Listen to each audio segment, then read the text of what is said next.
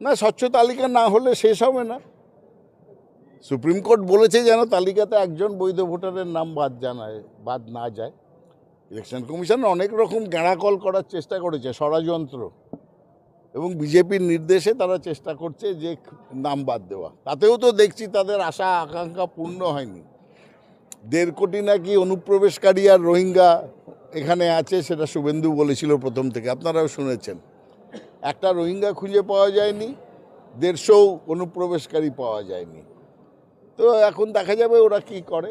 এবং এসআইআরের জন্যেই এইবার ওরা একটা আসনও পাবে না, কারণ মানুষকে যা কষ্ট দিয়েছে, কোনো মানুষ এখন বিজেপিকে ভোট দেওয়ার জন্যে ভোট দেওয়ার চিন্তাই করতে পারছে না।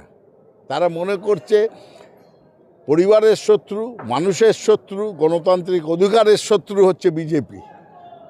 স্যার, আজকে ধর্মেন্দ্র প্রধান বাংলায় এসেছেন এবং সেখানে তিনি এসে একেবারে বিস্ফোরকভাবে বলছেন যে বাংলার শিক্ষা ব্যবস্থা একেবারে ভেঙে পড়েছে।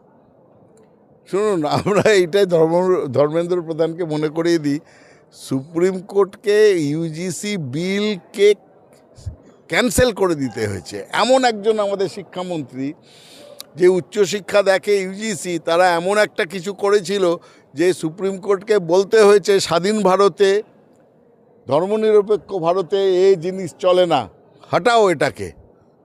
তো সেটাতে দুগালে থাপ্পড় ধর্মেন্দ্র প্রধানের।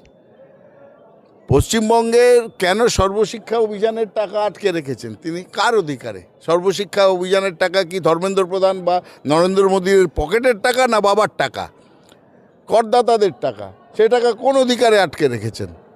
কেন বিশ্ববিদ্যালয়গুলোর উপাচার্য কিছুতেই নিয়োগ করতে দেন না? রাজ্যপালের সাহায্যে সেই সব আটকে রেখে দেন কেন? কার স্বার্থে? কেন তা বারবার এমন তার পাঠ্যক্রম পরিবর্তন করছেন যে সেখানে বলা হচ্ছে যে ভারতবর্ষের ইতিহাসটাকেই নতুন করে লিখতে হবে।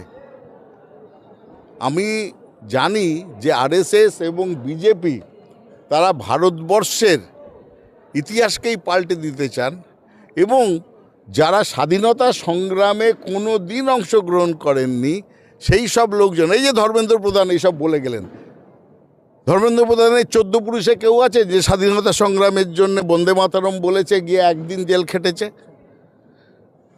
এরা সব মেকি দেশপ্রেমী, আর ভারতবর্ষের সর্বনাশ করার জন্য উঠে পড়ে লেগেছে, পেছনে আরএসএস, সামনে বিজেপি।